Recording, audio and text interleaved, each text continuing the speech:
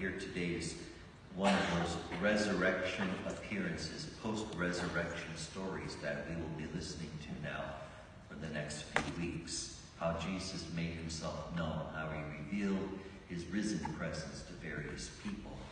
In this story, he joins the disciples who are leaving Jerusalem after witnessing the suffering and death of Jesus. They're disappointed. They're confused.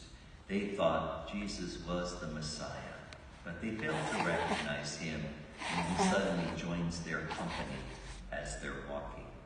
Jesus does two things to open their eyes. The first thing he does is to explain the scriptures.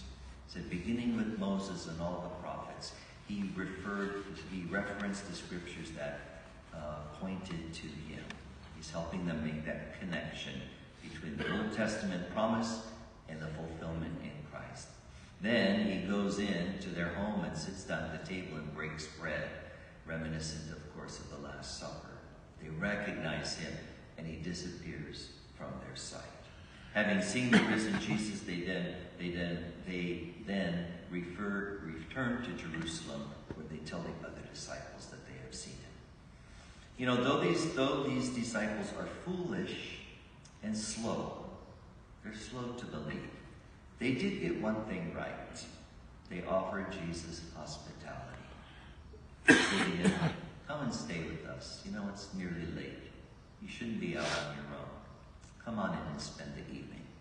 And Jesus blesses their hospitality by revealing himself to them.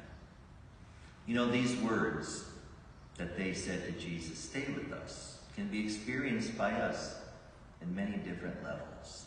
First, I was thinking that stay with us, isn't this something we said to the men and women who were baptized into our church at the Easter Vigil? Our celebration of the sacraments for them is an invitation for them to stay with us, to join us as disciples of Christ, and that they have done.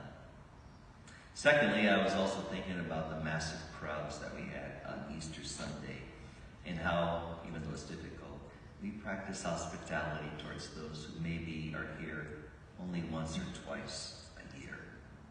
Isn't our invitation and our welcoming of them our way of saying to them, stay with us? Many of our visitors who are here at Easter may not really have a spiritual life or practice their faith, but by welcoming them, we extend that invitation to them, stay with us. Discern with us the presence of Jesus at the breaking of bread, and maybe some will follow through. Finally, the words, stay with us, is our constant prayer for the Lord.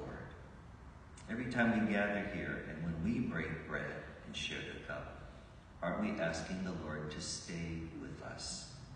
And then he blesses us by becoming part of us when we partake the Eucharist. So as we continue through these several weeks of the Easter season, we may have many more opportunities to invite the Lord to remain with us and to bless us with his presence each day. If we understand that he is already here with us every day, then we can carry that message with us to other people, to ask them to consider meeting the Lord in our parish family, in the Eucharist, and in our love for one another.